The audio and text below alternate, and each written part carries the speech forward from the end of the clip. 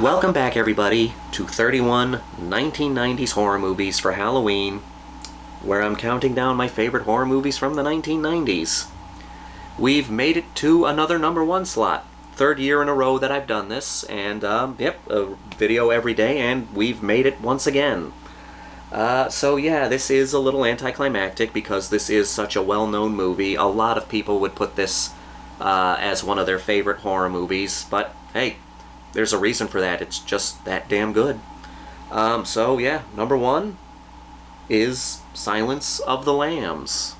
A census taker once tried to test me. I ate his liver with some fava beans and a nice Chianti. This is another one of those movies where people debate whether it's a horror movie or not. I say, yeah, it's a horror movie. It's about a cannibal and a guy who cuts women's skin off and wears it. For me, it's a horror movie. It is, 100%. Like I said, this is crime horror. It's a crime thriller that's a horror movie. Simple as that. Yeah, this movie is definitely in my top 3 favorite horror movies. It's in my top 5 favorite movies of all time. It has 2 of my favorite characters ever. I've stated so many times that Hannibal Lecter is my favorite character, and Clarice Starling is a very close second. These are my 2 favorite characters of all time in any movie, any pop culture thing, either. Any media. That would have been a better thing to say. Goodbye, Clarice. I'll talk more about Hannibal Lecter in a minute, but focusing on Clarice Starling, the reason she's one of my favorite characters and she is my favorite protagonist in any media is because she is scared. The movie is not afraid to show that she is scared. When she is doing that autopsy with that body for the first time, her voice is shaking as she's talking about it. When she's in Buffalo Bill's basement towards the end of the film, she's hyperventilating in the darkness. When she talks to Hannibal Lecter, she gets very emotional.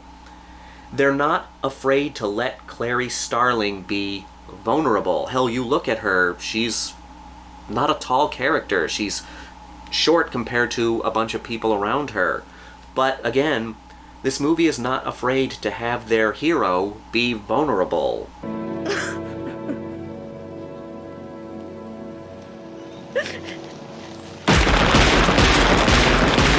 Which I think is a very important thing for everybody to learn.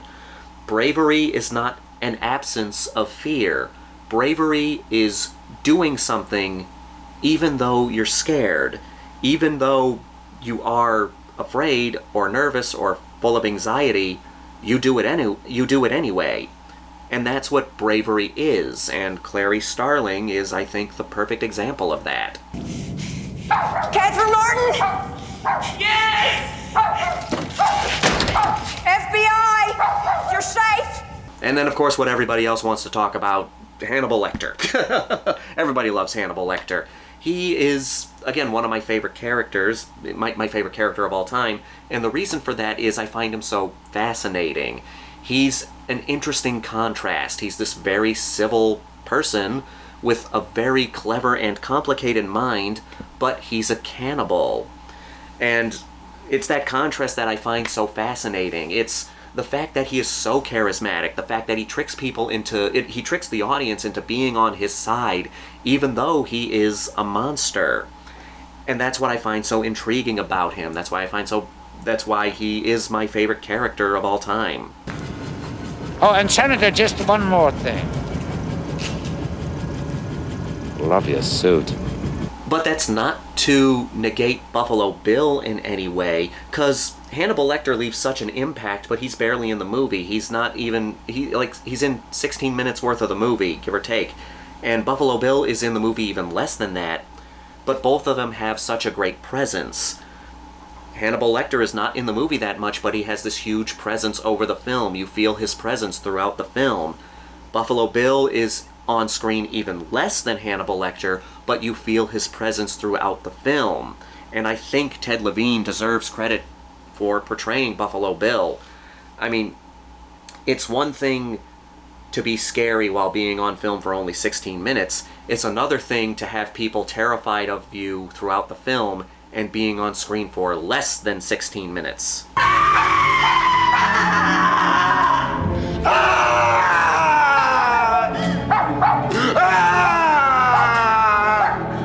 The movie feels epic without being epic. This is a crime story. This is a detective story. This is someone hunting down a serial killer. But it's able to feel epic despite the fact that it is a relatively small story. Some of the most intense and emotional scenes are when Clarice Starling is talking to Hannibal Lecter. And he's restrained. He's in a cage or behind glass, or he's in a straitjacket with a mask over his face, and he's still in complete control of every situation. I mean, hell, he kills somebody with his mouth. Not by biting them, but by talking to them. He makes somebody kill themselves with his words. That's terrifying. That is terrifying. And it shows how much control he has despite being restrained. Miggs is dead. Dad? How? The orderly heard Lecter whispering to him all afternoon and Miggs crying. They found him at bed check. He'd swallowed his own tongue. And of course you have that time element, because that is one of the most important things in this movie. Catherine gets kidnapped, the character Catherine gets kidnapped, who's the daughter of a senator. And the way it works is they know Buffalo Bill keeps these women for a little while, keeps them alive for a little bit, like 3 or 5 days, I can't remember off the top of my head. Okay, 3 days. Then he shoots them, skins them, and dumps them. Oh, but he keeps them alive for a short period of time and then he kills them. So when Catherine gets kidnapped, there's a time limit. It's like, we have to find her in this short period of time or she's dead.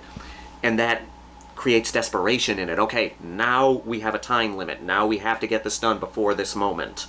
My 2 favorite scenes in the movie are, of course, when Hannibal Lecter escapes. Because even though you're scared of Hannibal Lecter, you can't help but kind of be happy for him when he escapes, even though he's scary. You say, yay, he got away, and then you say, oh no, he got away. But it is a well-done scene because we've been building up Hannibal the Cannibal for so long. We're always told how intense he is. There's this great scene at the beginning of the movie where Dr. Chilton is telling Clarice about this nurse that Hannibal injured with his mouth. And we don't know what happened. He just shows a picture and then mentions, like, they managed to save one of her eyes and reset her jaw and he ate her tongue. We don't see what happened. We don't see the picture. We just hear about it. We just hear about all these things that Hannibal did. We build up Hannibal. There's that scene where one of the cops asks, is he some kind of vampire? And then Clarice says they don't have a name for what he is. So we're building up the monster for so long. And then the scene where he escapes, we finally reveal the monster, and it's a great, great scene. Oh, God.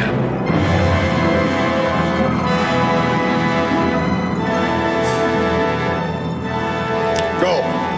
And of course, my second favorite scene is the one that happens right before that, where Clarice talks about the screaming of the lambs. It's an interesting sequence because this is after Hannibal found out that he was lied to about this deal he was given, so you'd think he'd be mad at Clarice. But he's not. He's still fascinated by her and still wants to help her in his own weird way. It's such great acting because it's mostly close-up of these 2 actors' faces, and it's just 2 great actors giving a great scene. I love the scene where we learn about the screaming of the lambs. What did you see, Clarice? What did you see? Lambs. They were screaming. And of course the Buffalo Bill scenes. Put the lotion in the basket. It's such an intense scene. And it's made all the more creepy because he keeps calling Catherine it. Like, he refuses to see her as a person, which makes the scene feel all the more wrong. It rubs the lotion on its skin or else it gets the hose again. And of course, I have to mention Precious, because this is a joke. Okay, so Precious is a Bichon Frise, and I do pet sitting, and we take care of a Bichon Frise named Milo. He's a good boy. And I remember we were taking care of him one day, and my friend Emily was in the house, and I couldn't help myself. I put this basket in an area in reach. I picked up Milo, and I handed her a piece of lotion. I said, "Could you hold this for me for a second?" She does. And I just picked up the basket. I was like, put the lotion in the basket. Put the fucking lotion in the basket while I'm holding Milo, and we both laughed at it. I had to tell that story because it's ridiculous. Put the fucking lotion in the basket! And of course, one of the most intense scenes in cinema history is when Clarice Starling is in Buffalo Bill's basement and he turns the lights off. They set up the fact that he has night vision goggles early on in the film. And that's another thing that's great about Silence of the Lambs. It has perfect setup and payoff. But she's in the dark. He can see her, but she can't see him. And there's these scenes where he puts his hand so close to her. It's such a suspenseful scene, and you're on the edge of your seat the entire time. It's just so well done.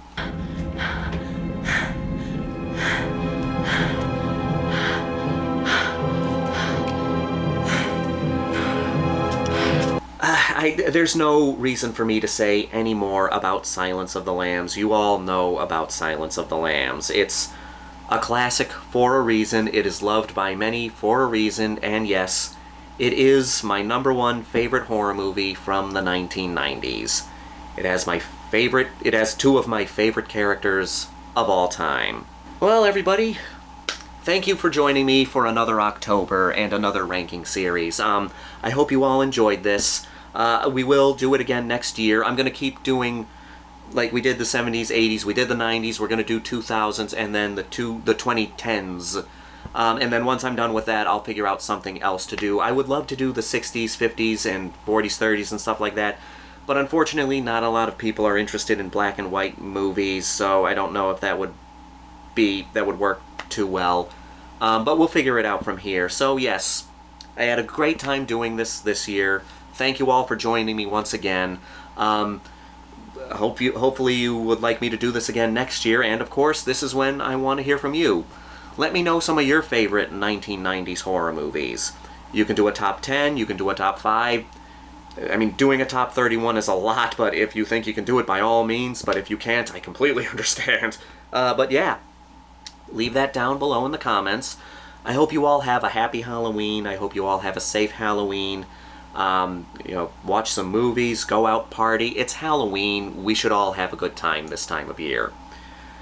So yeah, thank you all so much for joining me. Thank you all so much for your continued support on this channel, for watching my stuff, taking time out of your day to watch my videos. And until next time, this is the Maniac here to remind you that the Grindhouse will never die.